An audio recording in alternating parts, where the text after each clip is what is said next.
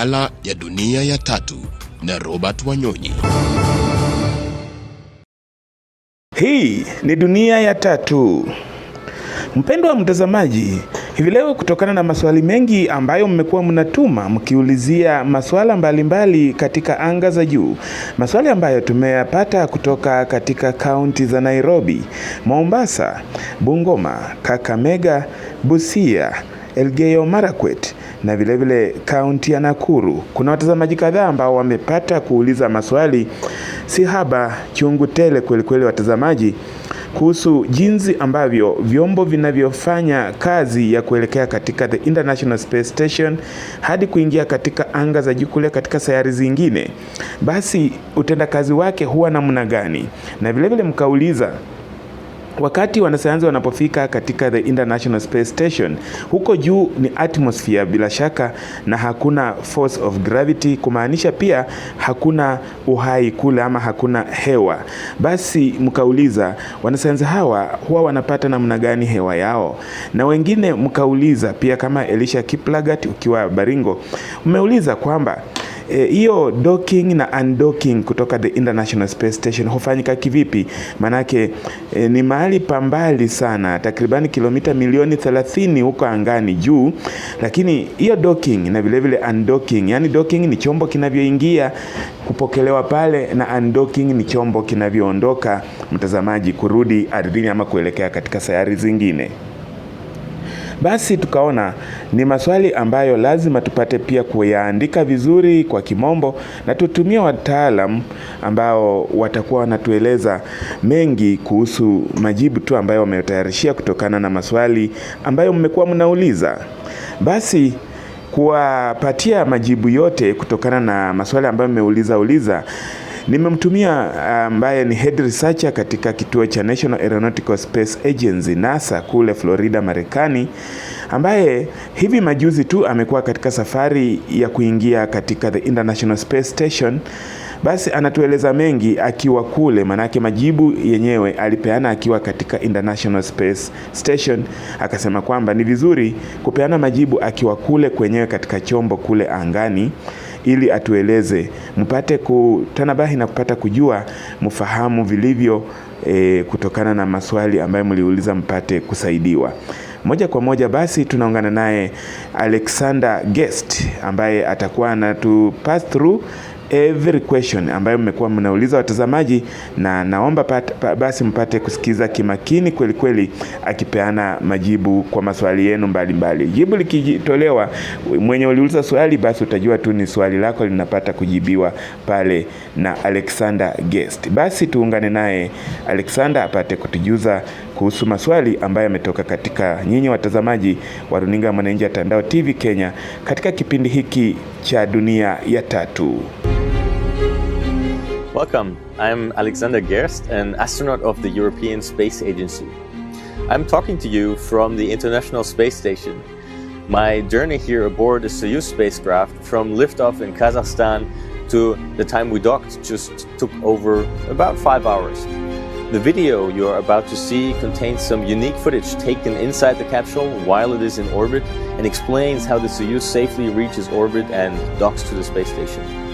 Many other astronauts have taken the same journey, and some of them will also share their experience with you in this video. Have fun watching it.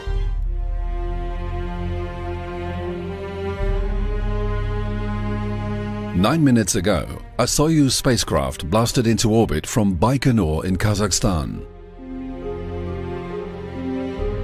It is now speeding around the Earth 30 times faster than a jumbo jet. It has a single purpose: to catch up with, rendezvous and dock with the International Space Station, located somewhere 400 kilometers above the ground.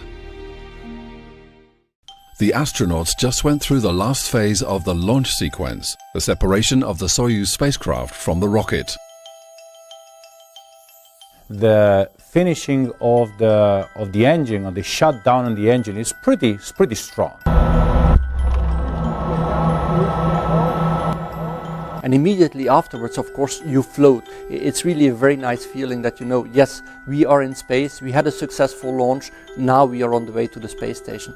you can look outside the window. You see this magnificent Earth for the first time from above. It's really a great feeling. And then just the absolute beauty of the sun coming up really quickly, illuminating, bursting into flame.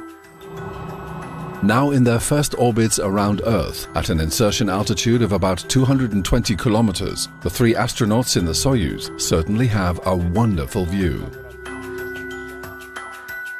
But there is work to be done, as they are still hundreds of kilometers away from the ISS, their final destination.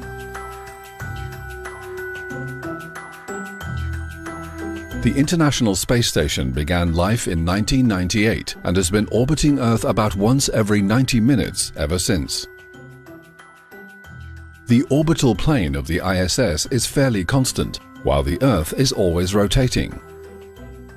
Projecting the orbit of the ISS onto a 2D map, we see a series of intersecting curves.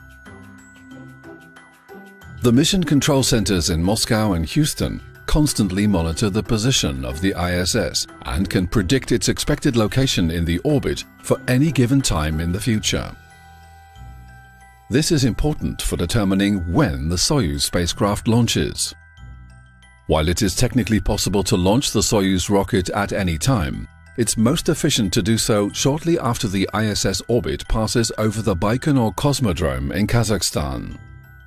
This shortens the amount of time to rendezvous and dock with the station from about 2 days to only 6 hours. This short rendezvous trajectory has been implemented since 2013. However, if the Soyuz rocket misses the necessary launch window or any of the upcoming engine burns do not occur as planned, the spacecraft has enough extra fuel to revert to a 2-day-long rendezvous.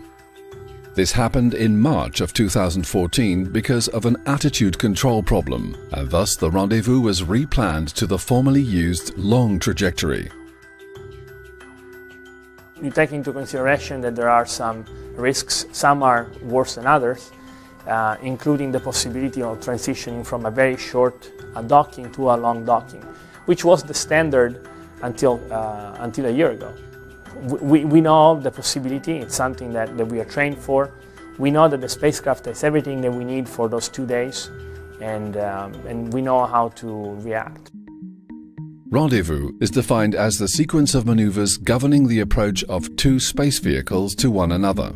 In most cases, one of them is the chaser, performing the maneuvers, in this case the Soyuz, while the second is a passive target vehicle, in this case the International Space Station. Ideally, both vehicles meet up safely at an exact pre-selected point in space and time. But how does the Soyuz achieve this? Well, the Soyuz has to climb from its initial insertion altitude up to the same altitude of the station, and then join and stay on this orbit. It sounds like a simple enough task, but it cannot be done in one single maneuver, starting from the insertion altitude. Calculations for the final docking are based on a precise initial Soyuz altitude, and unfortunately, the exact insertion orbit altitude is not known in advance because of some unpredictability in the rocket launch. Therefore, 2 maneuvers are used, with an intermediate phasing orbit in between. The phasing orbit is the basis for the final docking calculations. It is reached using the first maneuver, called a Hohmann transfer, named after a German scientist from the beginning of the 20th century. During the Hohmann transfer, the Soyuz has to use its engines twice. The first time is to leave its current insertion orbit shortly after launch and transfer up to the phasing orbit. The second time is to get the vehicle traveling at the right speed to stay on that orbit. The phasing orbit is lower than the ISS orbit by about 100 kilometers, and it serves a very specific purpose. It decreases the phasing angle, or the angle between the 2 spacecraft in their respective orbits. Here we see the Soyuz orbiting in the phasing orbit, depicted in yellow, while the ISS is orbiting in a higher orbit, depicted in green. The third, red orbit, is the insertion orbit the Soyuz has already left. Because the Soyuz is on a lower orbit, it will travel faster than the station. Therefore, the Soyuz uses this phasing orbit to catch up with the ISS. Depending on whether the long or short rendezvous approach is being used, the Soyuz will remain in this phasing orbit for close to 2 days or just a few hours, however long it takes to reach the desired phasing angle. Meanwhile, the crew haven't just been enjoying the views and weightlessness. They've been busy with leak checks and making sure systems are performing nominally. Then, they issue the command for docking probe extension in advanced preparation for the final docking sequence. As soon as the pressure integrity of the vehicle is confirmed, the Mission Control Center gives the go-ahead for the crew to loosen their seatbelts, open their helmets, and take off their gloves.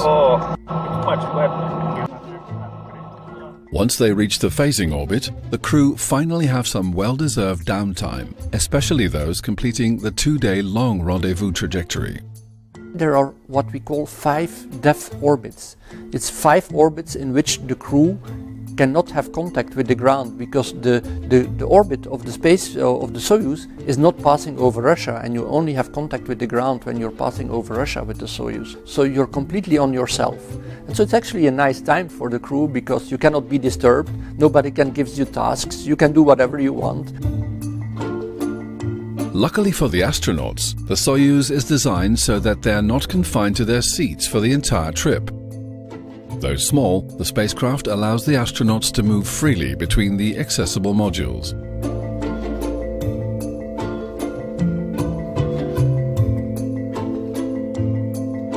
The Soyuz has 3 compartments: the orbital module, the descent module, and the instrument compartment. Each compartment has a different architecture and a specific purpose. The orbital module, or living compartment, is equipped with sleeping bags, food, and a toilet. So here we are in the Soyuz. This is what we call the BEO, the living compartment, Bitovoy Otsek in Russian. It also has a little bathroom. It's not as good as the other bathrooms, so we try not to use it too much. It has drinking water in it if we need something to drink. And then, of course, it's filled up with a lot of cargo for us. A very important part of our daily routine on the International Space Station is exercise. This ensures that we keep our muscles and bones healthy and that we can come back from our missions back to Earth still in a healthy state. So this is our resistive exercise device where we can actually achieve the same thing as lifting weights would be on Earth in space, in microgravity. Just like on the ground, we have to wash our hair in space too, so I'll show you a little bit about what that looks like in microgravity. So we get some of our drinking water in a pouch like this, a little initial rinse. Basically, I'm just squeezing the water out of this drink bag, as you can see here, and I'm just getting that all in my hair. One of the things that's interesting up here, when I would work out on the ground, if I'm running or biking or doing any kind of exercise, I always have my hair back so it doesn't get in my face, of course. Up here, actually, you don't need to do that since it never gets in your face. So often I'll just leave it down, but when I say down, up here it usually ends up being mostly up, up like this, but it stays out of your face while you're working out, so that's all you need. So I'm just working all the water through here, getting a nice little rinse. And of course, because I'm in space, I can also do it with what looks like being upside down to you. You can feel like Spider-Man when we jump up to the ceiling like this up here. Just gonna get a little bit of shampoo in here, especially at the roots. And give it a bit of a scrub. First, I'm gonna get some of it out with this towel. Now we'll give it a rinse. Perhaps the most important part of washing the hair is getting rid of all the extra hair that's falling out so I don't leave it around all over the space station for my crewmates to find. Some people have described it a bit like you're floating along and suddenly you get hit in the face by something that feels like a spider web because somebody's long hair is just floating there in front of you and you can't see it. Okay, I'm ready for my conditioner. Work some of that in here, and this is just a leave-in conditioner, and that's it. That's how you wash your hair in space. Not that complicated. What are you having for dinner tonight? Oh man, so good. I have Indian fish curry and also a Russian can that I actually took out already to let it cool down. That's one of my favorites. Yeah. I've got beef tips with mushrooms. Ooh. And I'll start with pea soup. And there you go. Try it.